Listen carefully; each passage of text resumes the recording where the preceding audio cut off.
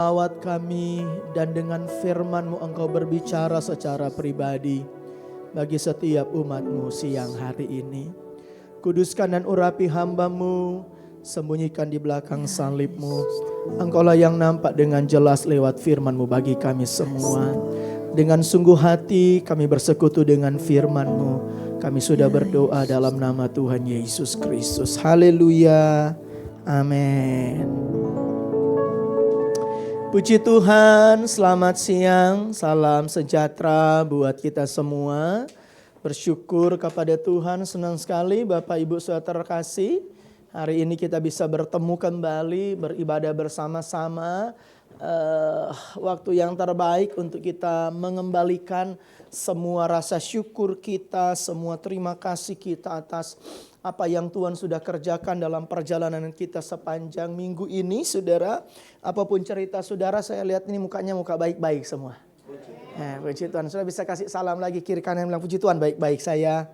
Ya, yang nggak baik ya puji Tuhan dibilang baik. Haleluya. Puji Tuhan.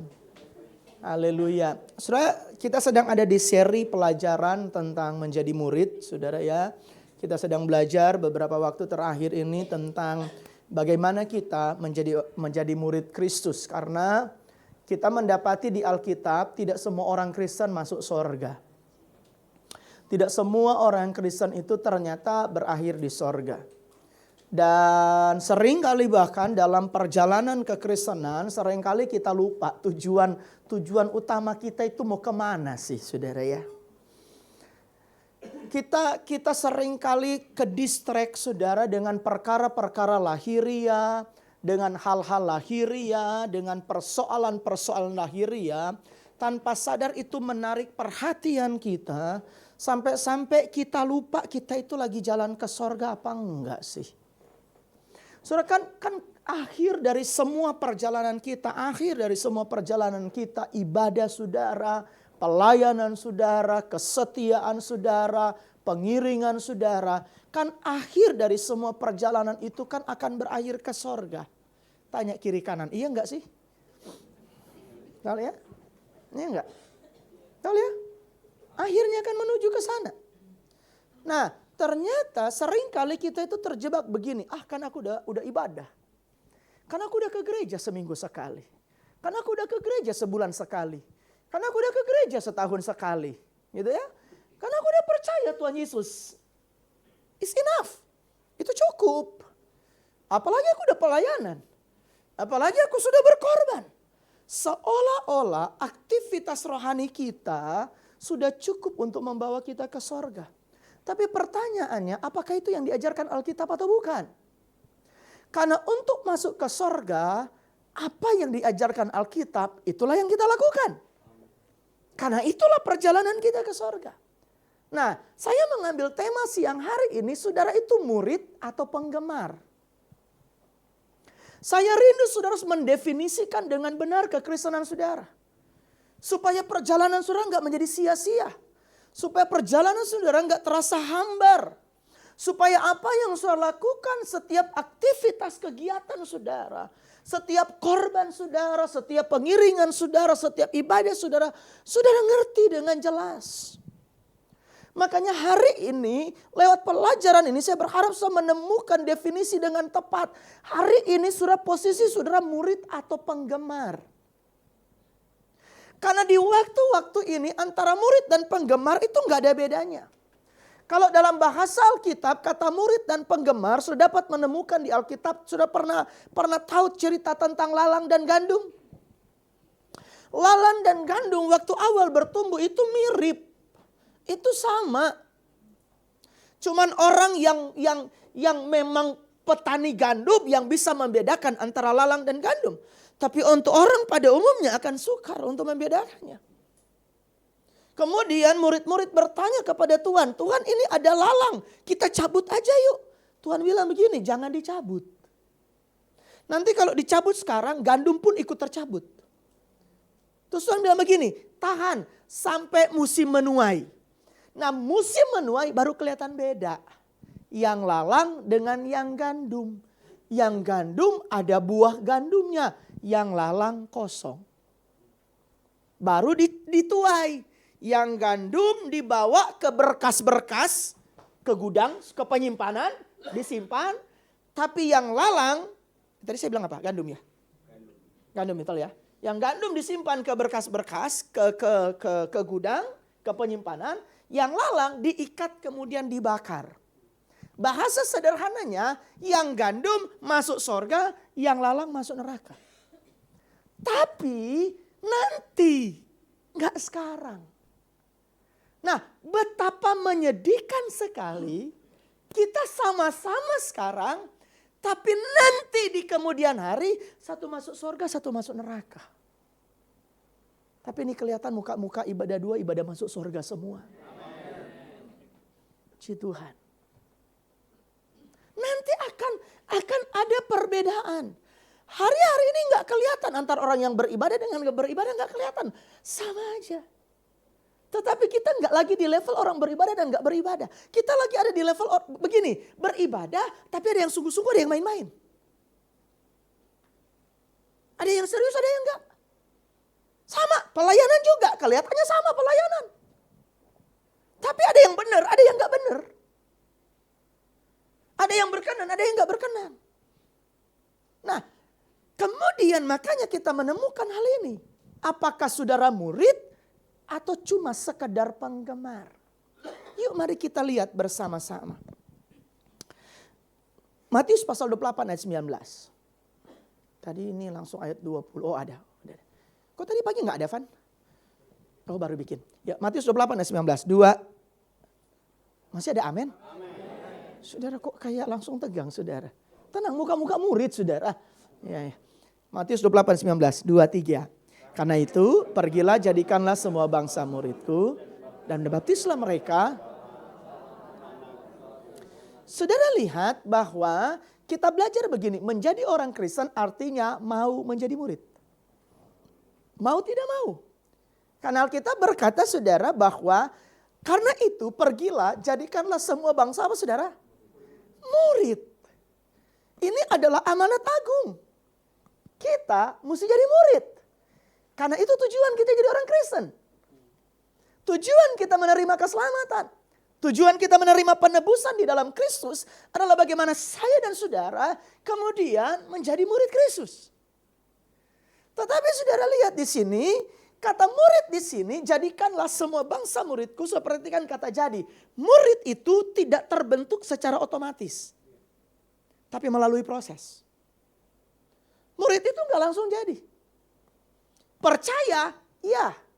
Saat kita mengaku dengan mulut, percaya dalam hati. Saat kita mengaku dengan mulut bahwa Yesus adalah Tuhan. Percaya dalam hati bahwa dia telah bangkit dari kematian. Kita selamat. Kita jadi orang percaya. Tetapi sesudah jadi orang percaya, kita harus masuk di langkah selanjutnya. Menjadi murid. Jangan cuma sekedar percaya. Sebab kalau kita cuma sekedar percaya, kita akan terjebak menjadi seorang penggemar saja.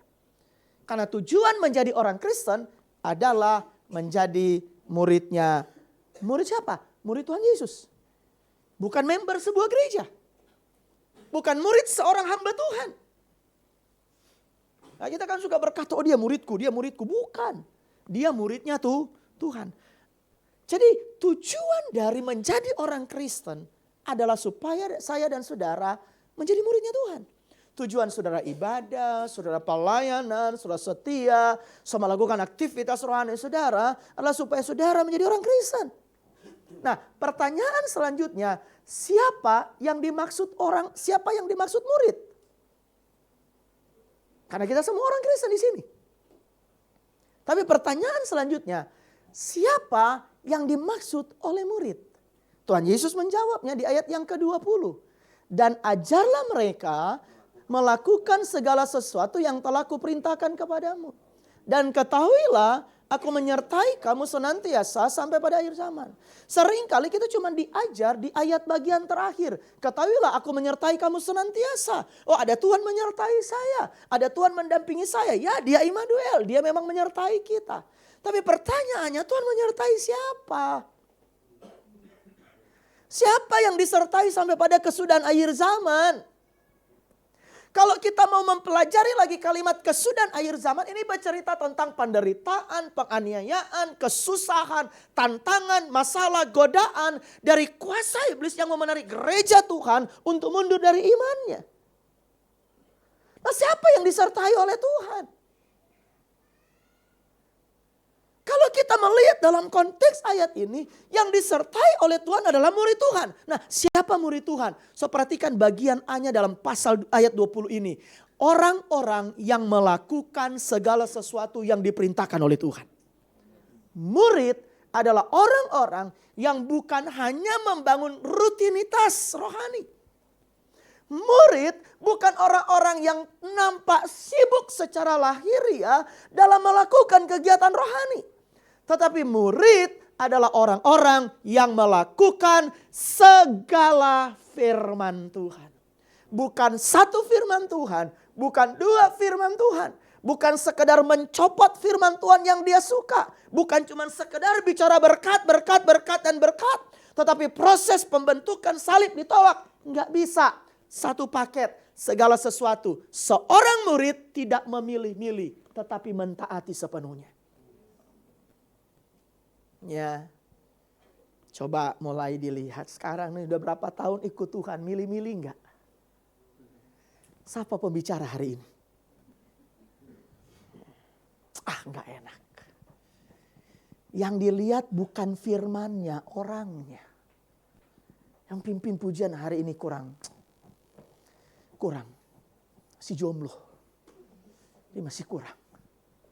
So dengerin dengan baik. Seorang murid itu enggak pilih-pilih. Yang dia cuma pilih satu. Tunduk penuh pada otoritas firman Allah. Jadi seorang murid melakukan segala sesuatu yang diperintahkan oleh Tuhan. Jadi kalau masih milih-milih, aku ikutin firman ini yang enak. Aku setuju sama firman Tuhan ini yang enak. Aku ikut Tuhan, aku semangat ke gereja, semangat melayani. Karena lagi senang, lagi diberkati. Kalau lagi enggak, malas ikut Tuhan. Jenuh ikut Tuhan. Hati-hati, coba lihat muka kiri kanan. Mulai mendekati penggemar atau murid itu. Jadi seorang murid adalah seorang yang melakukan segala sesuatu firman Tuhan. Nih saya kasih sebuah catatan. Matius pasal 7 ayat 20 berkata begini. Yuk 2-3. Jadi kita bisa mengidentifikasi seorang itu murid atau penggemar dari hidupnya. Dari lifestyle-nya. Dari gaya hidupnya. Apakah gaya hidupnya melakukan firman Tuhan atau setengah-setengah atau bahkan tidak melakukan firman Tuhan. Bayangkan ada orang ke gereja bertahun-tahun tapi hidupnya gak pernah lakukan firman Tuhan. Ada orang menghabiskan banyak buat Tuhan. Ada banyak orang melayani Tuhan sampai capeknya habis-habisan. Tapi hidupnya gak pernah lakukan firman Tuhan. Gak pernah tunduk sama firman Tuhan. Dia hanya memilih bagian-bagian yang dia suka, bagian-bagian yang dia gak suka diabaikan. Jadi dari buahnya lah. Kamu mengenal. Nah, seperti apa buahnya itu? Sudah lihat ayat 21. Bukan. Yuk baca sama-sama yuk. 2-3. Bukan setiap orang yang berseru kepadaku Tuhan akan masuk ke dalam kerajaan sorga. Melainkan. Makanya kita sudah belajar tidak semua orang Kristen masuk sorga. Enggak semua. Gak semua yang melayani di mimbar tuh masuk surga. Bahkan gak semua pendeta bisa masuk surga loh. Gak semua. Karena yang Alkitab bilang, yang masuk surga adalah orang yang melakukan murid lagi. Orang yang melakukan kehendak Bapa di surga. Siapa yang bisa melakukan kehendak Bapa di surga kalau bukan seorang murid? Kalau penggemar mah enggak. Dia cuma lihat yang enak-enak aja. Dia cuma lihat yang baik-baik aja. Dia cuma lihat yang sedap-sedapnya aja. Dia cuma mau yang nikmat-nikmat saja. Tetapi ketika mulai ditarik untuk masuk ke dalam sebuah proses. Sorry. Aku gak bisa begini. Anak Tuhan gak boleh begini. Tapi kalau murid mau senang, mau susah, mau baik, mau nggak baik, diberkati, nggak diberkati, hajar aja. Maju terus. Coba definisikan dengan baik. Apakah sampai hari ini kita ini yang tiap hari berseru Tuhan bikin mujizat dong. Tuhan berkati dong. Tuhan tolong dong. Tuhan sertai dong. Tuhan kemana? Tuhan kok nggak ada di musim hidup saya? Tuhan kok nggak jawab doa saya? Stop dulu komplain tentang Tuhan. Lihat dulu kita ini murid atau cuma sekedar penggemar. Karena seorang murid melakukan segala kehendak Bapa di sorga. Bukan suka-sukanya. Bukan seleramu. Bukan maumu. Bukan ngikutin mood kita. Kita yang ngikutin kehendak Tuhan. Tapi kenapa ada orang percaya kesulitan ngikutin kehendak Tuhan? Karena dia cuma di posisi penggemar. Tapi kalau dia di posisi murid, dia nggak pernah keberatan lakukan kehendak Bapa di sorga. Kenapa saudara keberatan? Kenapa sampai saudara bilang susah ikut Tuhan, ribet ikut Tuhan, menderita ikut Tuhan, nggak enak ikut Tuhan. Karena saudara ikut Tuhan cuma mau cari untung saudara, enak saudara, daging saudara. Dan itu tidak akan pernah membawa saudara ke dalam kerajaan sorga. Ya ikut Tuhan ya, kita nggak enak, yang penting Tuhan enak. Kan begitu. Coba tanya sama bapak-bapak. Nggak apa-apa saya kurus, yang penting istri saya bahagia. Aminnya sedikit nih bapak-bapak, soalnya nggak ada yang kurus kayaknya. Kan? Nggak apa-apa saya menderita, yang penting istri saya bahagia. Nggak apa-apa saya yang susah, nggak apa-apa saya nggak makan, yang penting anak-anak saya makan banyak. Nah gitu kan. Ya nggak apa-apa lah. So masih suka nyanyi nggak? Meskipun saya susah, menderita dalam dunia, saya mau apa? Saya mau ikut Yesus sampai. Ini sudah nyanyi, aku diberkati. Masih suka ngambek ikut Tuhan.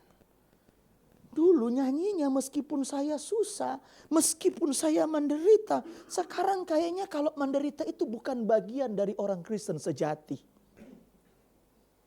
Kayaknya menderita itu sudah bukan bagian dari perjalanan iman.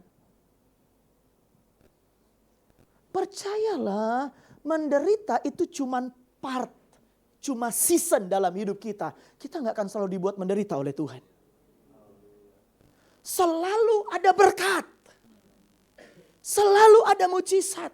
Selalu ada pemeliharaan. Tapi intinya bukan di season baik atau di season buruk. Intinya kita lakukan firman Tuhan apa enggak. Intinya kita lakukan kehendak Tuhan apa enggak. Coba saudara lihat.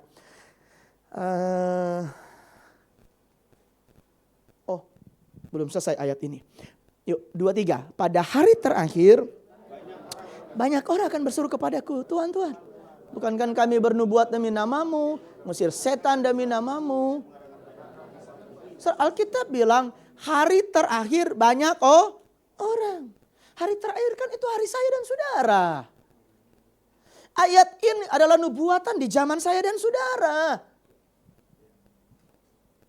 Dan di zaman kita akan ada banyak nubuatan. Kenapa ada banyak nubuatan? Karena firman Tuhan semua harus digenapi. Karena semua firman Tuhan harus terjadi, maka nubuatan itu akan muncul.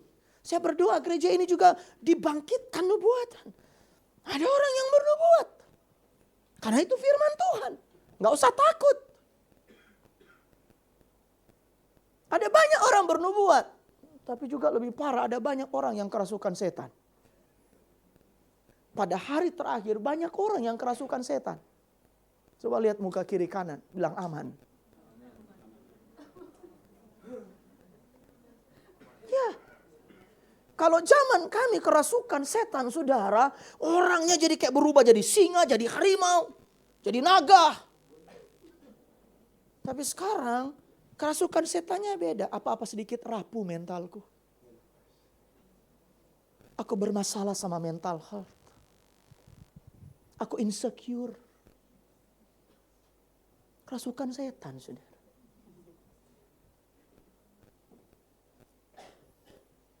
Ditarik sama setan. Setan scroll. Ya gimana saudara? Gimana gak kerasukan setan? Even dengar firman Tuhan pun gak peduli firman Tuhan. Yang penting nge-scroll. Gimana gak kerasukan setan saudara? It's not just about handphone. Di dalamnya ada ilah lain.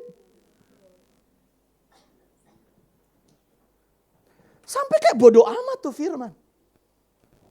Makanya di gereja ini kalau pas firman Tuhan dibaca saudara. Bacanya sama-sama. Supaya nggak ada yang kerasukan setan. Kemudian di akhir zaman akan banyak mujizat. Akan banyak mujizat. Nah di akhir zaman juga akan banyak orang bernubuat. Di akhir zaman ada banyak orang usir-usir setan. Makanya rencana Hebron Family Church mau buka divisi baru. Divisi Ghostbusters. Saudara. Ada yang mau mendaftar silakan. Khusus usir-usir setan. Nah, Jeffer mau mendaftar. Boleh, siap. Leadernya Kevin. Banyak orang akan dikuasai setan. Banyak orang akan bernubuat, banyak orang ngusir setan, banyak orang bikin mujizat. Pertanyaan saya di ayat 22. Pertanyaan saya, ini orang Kristen apa bukan? Ini orang Kristen loh. Ini orang Kristen. Tapi lihat hasilnya di ayat 23. Lihat hasilnya di ayat 23. Pada waktu itulah aku akan berterus terang kepada mereka. Aku enggak pernah mengenal kamu. Hanyalah daripadaku apa saudara? Bayangkan kita anggap kita melayani tapi Tuhan lihat kita penjahat. Bayangkan. This is the fact. Fun fact-nya ini. Fun fact-nya ini. Ke gereja, ibadah, melayani, berkorban. Pelayanan altarnya mantap punya. Tapi Tuhan bilang penjahat lu. Mau apa? Seperti lalang dan gandum, jangan dulu dicabut sekarang. Wah, puji Tuhan saya ini kalau ibadah dua memang muka-muka orang baik, saudara. Enggak ada yang penjahat. Kok enggak ada amin penjahat? Hai penjahat enyahlah. Tuhan bilang, someday kita merasa paling berjasa. Kita merasa paling melayani. Kita merasa paling rohani. Paling sibuk. Waktu kita memperkenalkan diri di hadapan Tuhan. Bilang aku gak kenal kamu. Siapa kamu? Keluar. Ini ada sebuah ayat. Ini kayak sebuah ayat yang bertentangan saudara ya. Kenapa? Bernubuat demi nama Tuhan Yesus. Ngusir setan demi nama Tuhan Yesus. Mengadakan mujizat demi nama Tuhan Yesus. Tapi kok Tuhan gak kenal? Karena perhatikan pelajarannya begini. Orang yang bernubuat ketika nubuatannya jadi itu bukan karena orangnya yang jago tapi karena Tuhan. Orang yang ngusir setan bukan orang itu punya super power. Dia bisa ngusir setan karena roh di dalam dia lebih besar daripada roh yang ada dalam dunia. Orang bisa bikin mujizat bukan karena orang itu hebat. Tapi karena kuasa Tuhan yang mengalir lewat orang itu. Makanya jangan jadikan satu orang pun menjadi berhala dalam hidupmu. Sehebat-hebat apapun dia, mesti Tuhan tetap di atas segala-galanya. Mesti Tuhan. Jangan cari orang hebat, cari Tuhan. Jangan cari orang yang membuat nubuatan. Jangan cari orang yang ngusir setan. Jangan cari orang yang membuat mujizat. Cari Tuhan. Cari Tuhan. Karena orang kategori ini tuh bisa aja gak masuk. Tapi jangan takut-takut bernubuat. Kok gak mau bernubuat? Takut gak masuk surga. Pas ada teman kerasukan setan telepon gembala, om tolong datang. Gak mau, kamu usir setan sendiri. Gak mau om, kenapa gak mau? Kata Alkitab nanti gak masuk surga. Bukan itu maksudnya. Silakan usir setan. Silakan bernubuat. Silakan buat mujizat. Poinnya bukan di situ. Poinnya adalah saudara lakukan firman Tuhan. Lakukan firman Tuhan. Tahu? Karena Tuhan bilang, waduh nanti aku gak kenal kamu loh. Ternyata simple. Untuk dikenal Tuhan, cukup lakukan firman Tuhan dengan setia. Cukup lakukan firman Tuhan dengan setia. Saudara, ini yang Tuhan mau lakukan dalam perjalanan hidup saya dan saudara. Coba saudara lihat dalam catatan ini saudara. Saya mau bawa saudara kepada sebuah contoh ya. Ini ada sebuah kisah dalam Injil Yohanes pasal 6. So menarik sekali Injil Yohanes pasal 6 ini. Apalagi dalam Injil Yohanes pasal 6 ini berbicara tentang orang-orang yang sama. Jadi kalau saudara tahu, saudara, yuk kita baca sama-sama aja dulu. Yohanes 6 ayat 1, sesudah itu Yesus berangkat, yaitu danau Tiberias. Orang banyak berbondong-bondong mengikut dia. Karena apa? Melihat mujizat-mujizat penyembuhan. Jadi dari zaman dulu orang-orang tertarik dengan hal yang supernatural. Dari zaman dulu. Zaman sekarang pun. Ya. Nanti dibikinin KKR. Alami kesembuhan. Fotonya foto saya. Digede-gedein. Mujizat kesembuhan. Wah saudara. Jadi orang datang cuman karena saya. Gambar Tuhan Yesusnya gak ada. Makanya saya suka melarang foto saya jangan dibikin iklan. Emang ada yang mau? Nggak ada ya. NGC ada foto saya ya? Harusnya diganti salib. Nah orang banyak berbondong. Dan kata orang banyak berbondong-bondong ini itu 5.000 orang laki-laki Bapak Ibu. Orang banyak berbondong-bondong ini jumlahnya 5.000 orang laki-laki. Ya. Nah, mereka ikut Tuhan karena lihat mujizat. Dan Yesus naik ke atas gunung dan duduk di situ dengan murid-murid. Jadi ada Tuhan Yesus, ada murid-murid, ada penggemar. Dan sayangnya penggemar jauh lebih banyak dari murid. Sayangnya penggemar jauh lebih banyak dari murid. Makanya kita kenapa belajar jadi seorang murid? Supaya di gereja ini murid lebih banyak dari penggemar. Bahkan saya berdoa tidak ditemukan penggemar di gereja ini. Semuanya murid. Yesus naik ke atas gunung. Duduk di situ saudara. Kemudian lihat dari kisah ini kita bisa mendefinisikan antara murid dan penggemar. Mari kita lihat ayatnya yang ke-6, 5 dan 6. Ketika Yesus memandang sekelilingnya dan melihat bahwa orang banyak berbondong-bondong datang kepadanya, berkatalah ia kepada Filipus, "Di manakah kita akan membeli roti supaya mereka ini dapat makan?" Ayat yang ke-6, hal itu dikatakannya untuk mencobai dia. Sebab ia sendiri tahu. Saudara lihat kisah ini ketika Tuhan Yesus memandang orang banyak. Kalau saudara membandingkan dengan beberapa catatan dalam Injil yang lain, dalam case yang sama, dalam cerita yang sama. Jadi murid-murid datang ke Tuhan Yesus bilang begini, "Tuhan, suruhlah orang-orang ini pulang. Suruh mereka pulang, cari makan sendiri. Karena tempat ini sepi, gak ada makanan, suruh mereka pulang cari makan sendiri." Tuhan ngomong bilang begini, "Kamu harus kasih mereka makan." Nah kemudian Tuhan tanya ini kepada Filipus, kepada murid-murid, di mana kamu dapat membeli roti supaya mereka ini dapat makan? Kalau sudah baca kisah selanjutnya bilang, kita punya uang seberapa untuk beli roti? Kita nggak punya uang. Bahkan mereka bilang begini, kalaupun kita punya uang, mau beli di mana rotinya? Kalaupun kita punya uang, mau beli di mana? Tahukah kisah ini ngajarin begini saudara. Ada poin, ada titik di mana so punya banyak uang. Tapi uang itu nilainya nggak ada. Ada poin.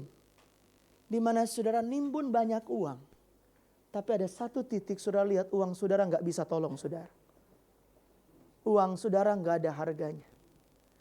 Makanya jangan kejar uang, kejar Tuhan. Datang ke gereja jangan cari uang tapi cari Tuhan. Karena ada satu titik. Ada satu titik. Uang saudara nggak ada harganya. Yang bisa tolong saudara cuma Tuhan. Saudara akan lihat kekuatan uang tidak akan punya kemampuan. Selain dari kekuatan Tuhan yang menolong saudara. Kita perlu uang. Iya. Sudah kerja dengan baik. Sudah punya uang, kelola dengan baik. Sudah punya tabungan, tabunglah dengan baik. Tapi ada satu titik kalau hidup kita bergantung sepenuhnya kepada uang. Bahkan kita punya uang banyak pun buat apa?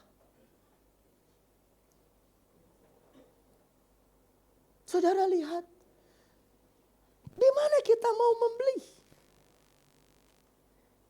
Tapi kemudian saudara lihat, menarik pertanyaan Tuhan Yesus kepada murid-murid, di mana kita membeli? Bukan karena Tuhan gak punya. Tapi Tuhan tuh selalu punya tujuan. Saudara lihat, hal itu dikatakan, perhatikan kata mencobai Filipus. Mencobai murid-murid. Saya mau membandingkan pengertian ini dengan kitab Ulangan pasal 8 ayat 2 dan 3. Yuk baca sama-sama. Ulangan pasal 8. 2, 3. Ingatlah kepada seluruh perjalanan yang kau lakukan atas kehendak Tuhan Allahmu di padang gurun. Selama 40 tahun ini dengan maksud merendahkan hatimu dan mencobai engkau untuk apa? Mengetahui apa yang ada dalam hatimu. Nah, apa di dalam hatimu? Apakah engkau berpegang pada perintahnya atau tidak? Saudara lihat. Dalam proses ini kita lihat. Tuhan pakai kata kepada Filipus, saudara. Di manakah kita akan membeli roti supaya mereka ini dapat makan? Hal itu dikatakannya untuk mencobai dia. Kata mencobainya saya bawa ke Ulangan pasal 8 ini. Cara yang sama, pola yang sama Tuhan pakai ke bangsa Israel. Pola yang sama Tuhan pakai ke murid-murid. Dan masakan pola yang sama Tuhan gak pakai buat hidup saya dan saudara hari ini. Masakan pola yang gak sama Tuhan pakai buat gereja di akhir zaman. Lihat pola di bangsa Israel. Alkitab bilang begini. Kau ingatlah perjalanan kau di padang gurun 40 tahun. Maksudnya apa? Maksudnya cuman untuk mengeluarkan sebenarnya dalam hatimu itu apa?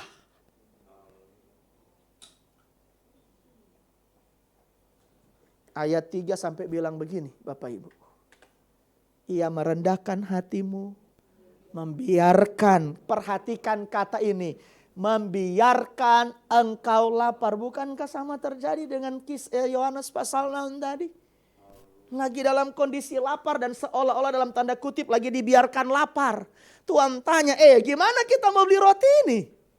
Sepertinya dibiarkan lapar. Buat apa? Memberi engkau makan mana yang tidak kau kenal dan yang juga tidak dikenal oleh nenek moyangmu. Untuk membuat engkau mengerti bahwa manusia hidup bukan dari roti saja, tetapi manusia hidup dari segala yang diucapkan Tuhan. Artinya begini, kalau masa susah, masa lapar, itu tempat Tuhan cuma mau lihat kamu ini percaya Tuhan atau tidak. Tuhan cuma mau lihat apa? Hatimu. Yang selama ini bilang ikut Tuhan, ibadah, pelayanan, setia, berkorban. Yang selama ini bilang aku cinta Tuhan. Saudara harus membuktikan perkataanmu dengan kekudusan hatimu. Apakah selama ini saudara membangun ibadah? Karena saudara benar-benar melakukan perintah Tuhan atau tidak. Apakah saudara bisa nggak hidup dari firman Tuhan? Atau saudara cuma bisa hidup dari sekedar mujizat, dari sekedar berkat, dari sekedar keajaiban? Saudara ini dihidupi oleh mujizat atau dihidupi oleh firman Tuhan? Saudara ini dihidupi oleh berkat Tuhan atau perkataan Tuhan? Saudara ini dihidupi oleh keajaiban Tuhan atau penundukan diri kepada firman Tuhan? Kita sengaja dibiarin lapar. Betul ya? Lapar di sini nggak cuma bicara fisik, Bapak Ibu Saudara terkasih. Ya. Saya bilang tadi pagi saya sama istri ini sudah sangat lapar dalam waktu yang lama. Untuk pengen punya gedung yang bagus buat pekerjaan Tuhan. Kami sudah sangat lapar saudara. Menginginkan sebuah tempat ibadah yang luas. Udah lapar banget. Tenda itu berubah jadi kafe. Udah lapar banget saudara. Ya. Kami sudah lapar banget Tuhan. Ini tiap Natalan kami sewa gedung. Udah lapar banget. Pengen banget tiap Natalan kita yang nyewain gedung. Udah lapar. Tapi untuk punya satu ruko lama. 22 tahun. 21 tahun. 21 tahun. Untuk satu ruko. Dan 23 tahun kita sedang bergerak mau ke 2 ruko. Lapar banget saudara. Mau ke 2 ruko aja belum jadi saudara. Untuk kita bisa punya ruangan 3 jadi 1 sudah 23 tahun. Kayaknya lapar banget saudara. Tapi ketika belajar hal ini Tuhan terima kasih. Untuk rasa lapar ini cuman untuk menunjukkan kami ini hamba Tuhan benar apa enggak benar. Kami ini layani Tuhan atau layani daging. Kami ini mau bangun kerajaan kami atau kerajaan Allah. Mau bangun nama kami atau nama Tuhan. Segala rasa lapar yang terjadi dalam diri kita. Tuhan cuma mau lihat. Untuk mengetahui apa yang ada di dalam hatimu. Apakah engkau berpegang pada perintah Tuhan atau tidak.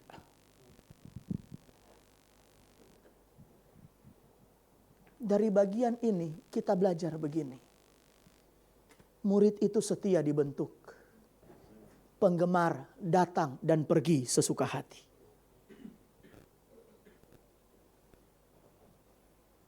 Kalau saudara murid, akan setia di setiap season hidup saudara. Kalau seorang murid, apapun musim hidup saudara akan berkata, bagaikan bejana siap dibentuk. Tapi kalau penggemar, aduh Tuhan udah gak kuat. Pindah Jo. Pulangkan saja. Pengen pulang. Pergi penggemar. Suka-suka dia. Waktu enak, waktu diberkati, waktu baik, wah haleluya. Tapi waktu gak enak. Waktu musim sulit pergi aja.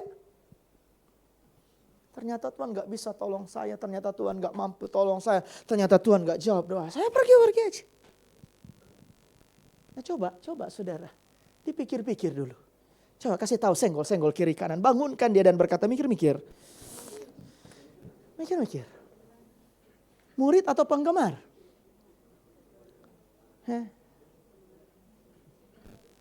Kan ada lagunya. Kau datang dan pergi sesuka hatimu. Oh teganya.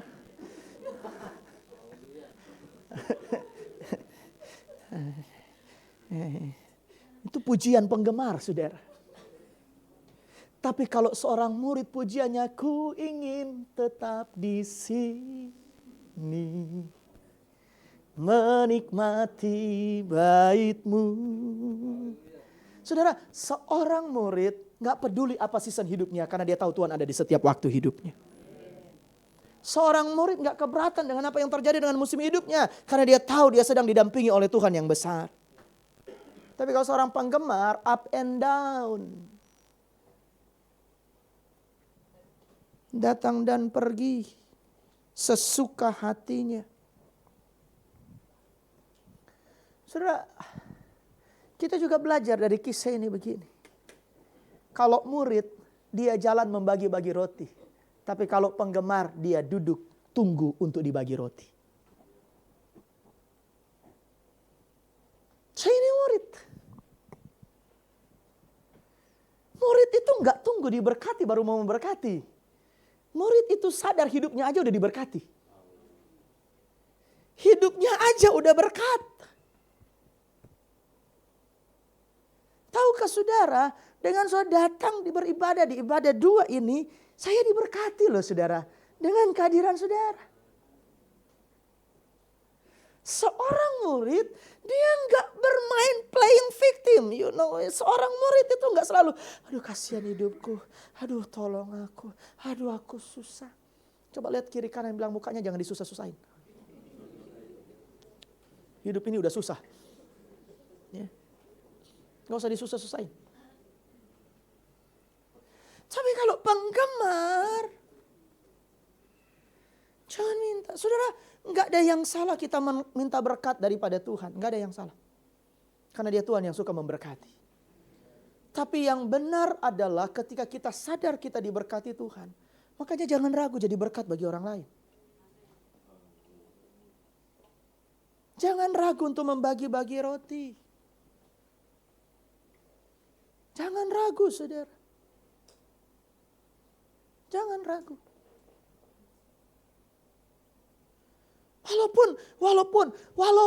Walaupun saudara cuma punya begini. Aku cuma punya tepung segenggam dan minyak sedikit dalam buli-buli. Aku cuma punya ini. Aku cuma punya tepung segenggam. Aku cuma punya minyak dalam buli-buli. Tapi karena kamu minta, aku mau bagi. Dan lihat kan mujizat terjadi. Bagi seorang murid, mujizat itu pasti mengalir.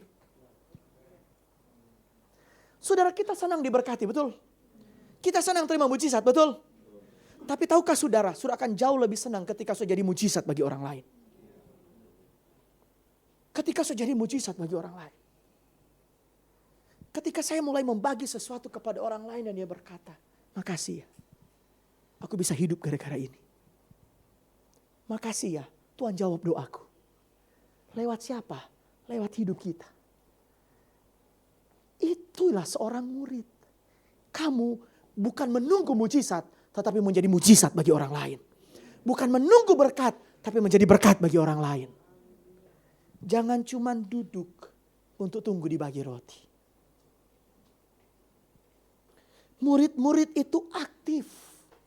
Mereka inisiatif. Perlu apa? Kurang apa? Mau lakukan apa? Saya bantu. Saudara lihat, ini gak bicara soal punya uang, gak punya uang. Ini bicara soal punya hati dan gak punya hati. Tapi jauh lebih dalam kita belajar, ternyata ini bukan bicara soal gak punya hati juga atau punya hati. Ini bicara soal mau lakukan firman Tuhan atau tidak mau lakukan firman Tuhan.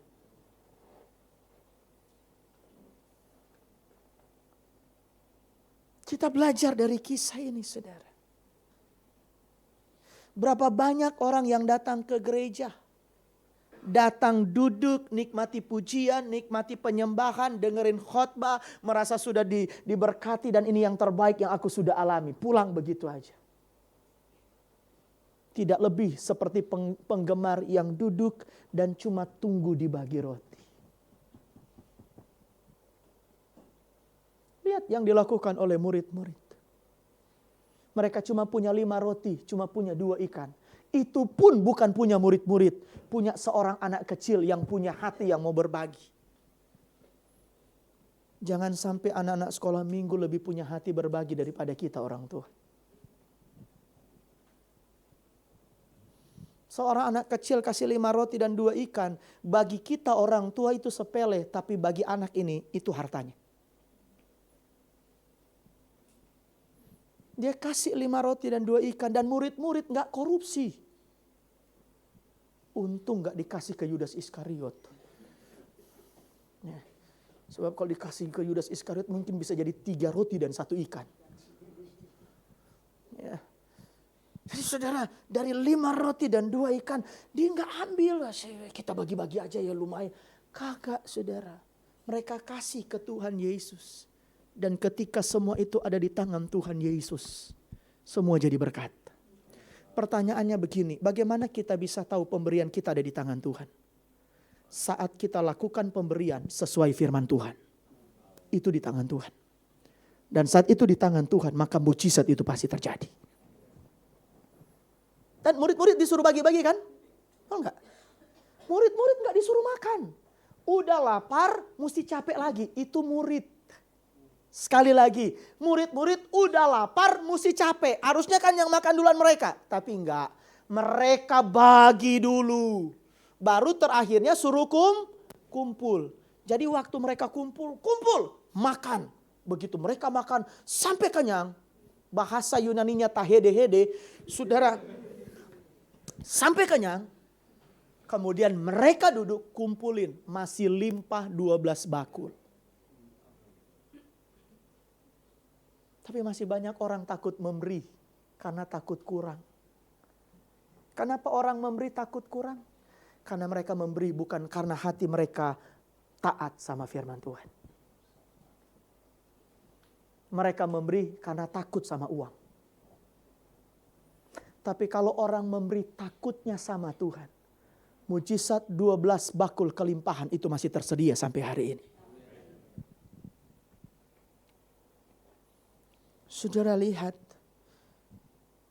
dalam perjalanannya saudara. Ini orang-orang nikmati lihat mujizat terbesar. Kemudian saudara saya potong, saudara sudah bisa baca nanti di rumah. Kemudian ketika Tuhan kasih makan jasmani, Tuhan kasih mereka makan rohani. Sesudah mereka melihat mujizat 5 roti dan 2 ikan, Tuhan masuk ke dalam kedalaman firman Tuhan. Maksudnya Tuhan memastikan 5.000 orang ini jadi murid. Tapi lihat hasil mereka. Ini adalah orang-orang yang sudah makan roti yang berkelimpahan. Ini mereka ngomong lagi kenyang-kenyangnya loh saudara. Tapi lihat kesimpulannya. Sesudah mereka mendengar semuanya itu, banyak dari murid-murid Yesus yang berkata begini. Ini orang banyak tadi. Perkataan ini keras. Siapakah yang sanggup mendengarkannya? Begitu ya. Khotbahnya terlalu keras. Om, kalau khotbah jangan keras-keras lah. Yang slow-slow, yang kekinian lah om. Ngapain sih khotbah pakai teriak-teriak? Kasihan suara om. Tuh kan, hari ini makanya khotbahnya pelan. Ya.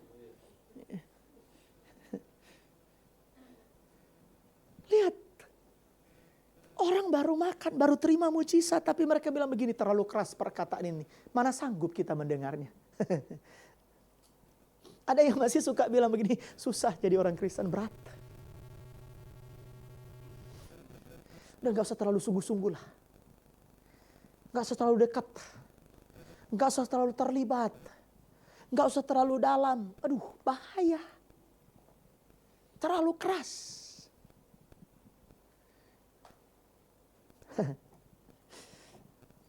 Saudara, ada pewahyuan yang mau tidak mau, saudara terima ayat ini. Ayat ini memang terjadi perdebatan. Tapi ini ayat yang kita mesti terima dengan iman. Tuhan tahu kok.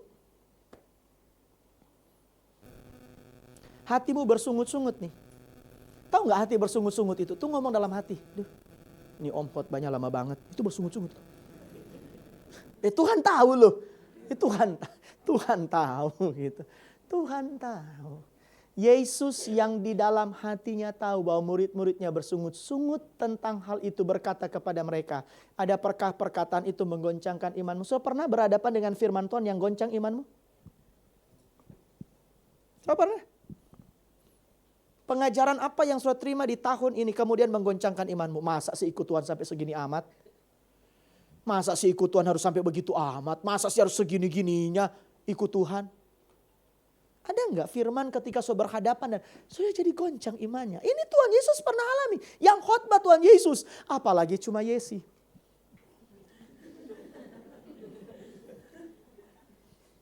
Apalagi suaminya Yesi. Yang khotbah Tuhan Yesus yang goncang iman orang yang terima mujizat. Kemudian saya lihat, Tuhan langsung bukakan sebuah kebenaran. Bagaimanakah jika kamu melihat anak manusia naik ke tempat di mana ia sebelumnya berada? Naik ke sorga. Dia bilang, bagaimana respon kamu? Sekarang aja kamu baru terima mujizat. Belum kalau kamu lihat salib. Belum kalau kamu lihat salib. Rohlah yang memberi hidup, daging sama sekali tidak berguna. Perkataan-perkataan yang kukatakan kepadamu adalah roh dan hidup. Saya mau kasih tahu begini. Kita senang terima mujizat. Kita senang terima keajaiban. Kita senang terima berkat. Tetapi itu daging dan tidak berguna. Yang bikin kita hidup bukan mujizat. Yang bikin kita hidup bukan berkat. Yang bikin kita hidup bukan keajaiban. Yang bikin kita hidup firman Tuhan yang hidup dalam roh kita. Perkataan-perkataan yang hidup dari firman Allah. Nah yang Tuhan mau di 5.000-an orang ini. Kamu tuh jangan hidup dengan dagingmu. Yang sama sekali gak berguna. Hiduplah dengan firman Allah. So yang bikin kita hidup tuh karena kita tunduk sama firman Allah. Dan itu ada di dalam hati kita. Kita nih mau lakukan firman Tuhan atau enggak? Hanya karena hidupmu enggak ideal. Karena hidupmu enggak jadi. Karena mimpimu enggak jadi. Karena keinginanmu enggak jadi. Karena kamu berbeda dengan orang normal pada umumnya. Karena kehidupanmu, keadaanmu, kondisimu tidak sama dengan orang lain. Tujuannya apa? Tuhan cuma mau lihat. Kamu enggak ada itu, kamu tetap mau lakukan firman Tuhan apa enggak? Jangan gantungkan hidupmu dengan mujizat, dengan keajaiban, dengan jawaban doa sekalipun dari Tuhan. Karena yang memberi hidup adalah firman Allah. Nah bagaimana firman Allah itu bisa hidup? Ya saat kita melakukan firman Allah, maka firman Allah itu jadi hidup. Itulah yang Tuhan mau. Tetapi di antaramu ada yang tidak percaya. So lihat kiri kanan bilang bukan saya. Di antaramu ada yang tidak percaya. Tuhan tahu enggak? Bagaimana surah menjawab ayat 64? Ada para ahli teologi yang berkata begini, oh Tuhan sudah tentukan kok siapa yang mau masuk surga, siapa yang mau masuk neraka. Tapi bagi saya, Tuhan kasih kesempatan buat kita. Yang ditentukannya tuh begini, saat orang itu gak lakukan firman Tuhan, dia sudah ditentukan. Tidak masuk surga. Tapi saat kita berjuang lakukan firman Tuhan, kita on the track. Yesus tahu siapa yang tidak percaya. Bahkan Yesus tahu siapa yang akan membuat dia disalib. Saya lihat yang menyerahkan dia. Yang naik saksi palsu kemungkinan dari 5.000 orang ini. Yang berhadapan waktu Tuhan Yesus lagi diadili di mahkamah. Mereka yang saksi. Mereka yang lepaskan kata-kata dusta. Bersaksi dusta. Ini orang begini, ini orang ini gak baik. Ini orang ini begini. Sampai Yesus dipukul, dicambuk, dimahkotai duri. Karena perkataan kesaksian orang-orang yang dikasih makan oleh Tuhan Yesus.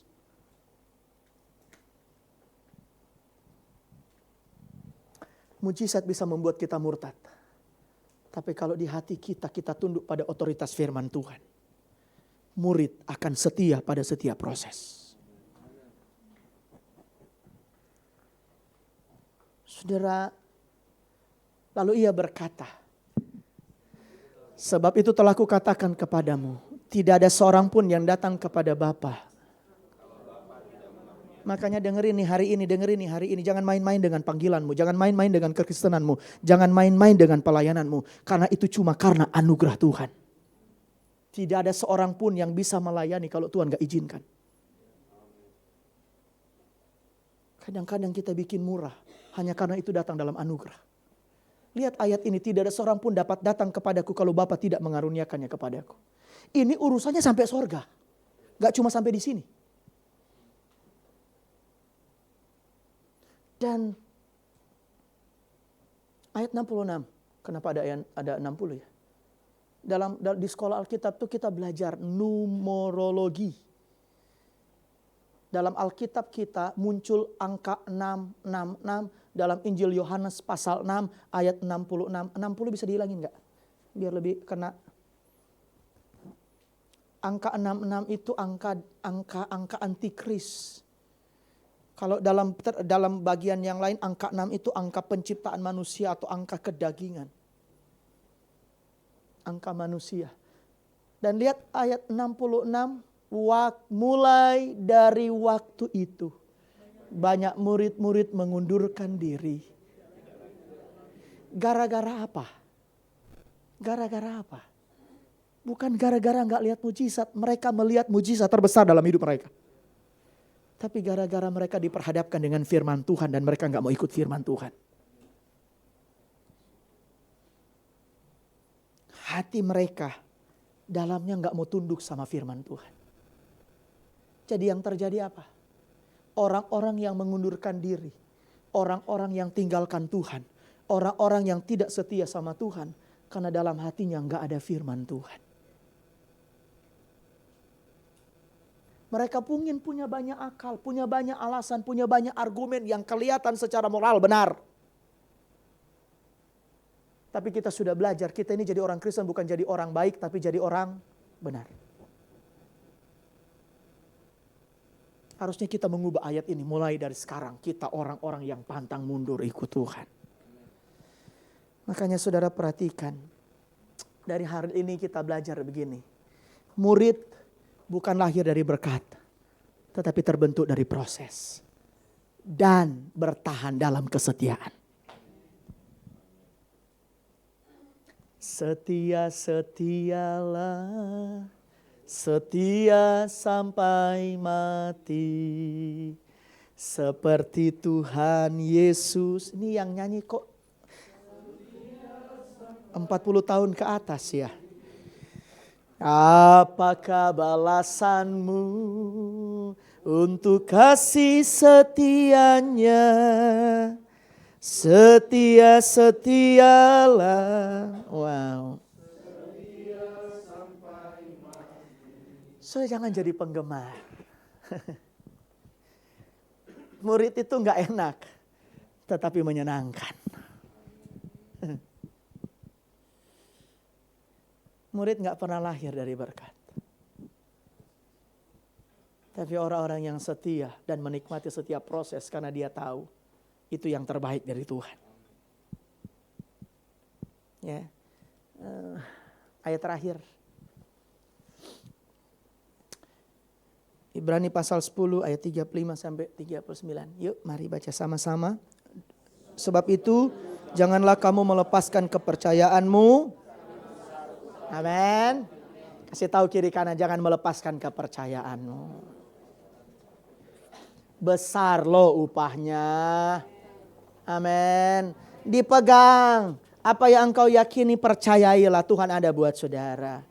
Ya, jangan lepaskan kepercayaan. Ayat 36. Sebab kamu memerlukan ketekunan. Supaya sesudah kamu melakukan kehendak Allah. Jadi orang yang tidak melepaskan kepercayaan adalah orang yang melakukan kehendak Allah. Mari jadi gereja yang melakukan kehendak Allah. Mari jadikan gereja ini adalah gereja yang tunduk kepada firman Allah.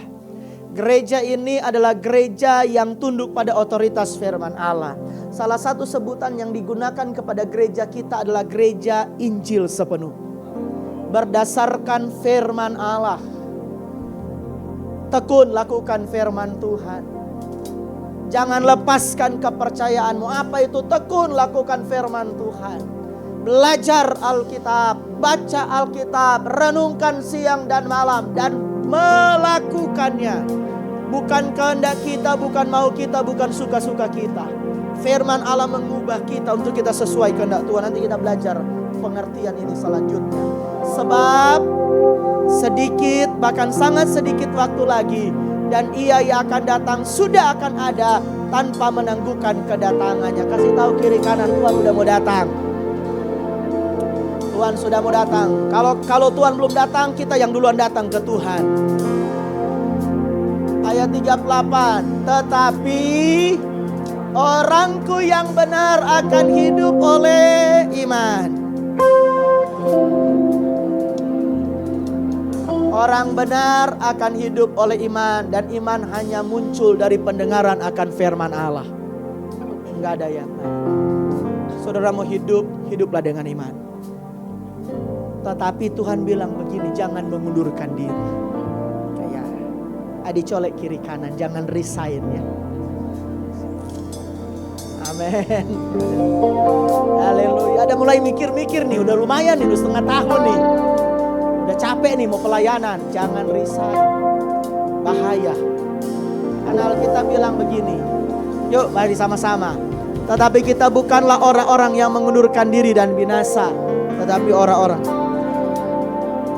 Berulang-ulang kali kita belajar di gereja ini, iman tidak akan membawa saudara kepada kematian, tetapi iman akan mengangkat saudara kepada kemuliaan yang lebih besar. Orang benar akan hidup oleh iman. Siapa orang percaya, siapa orang benar? Orang yang melakukan firman Tuhan.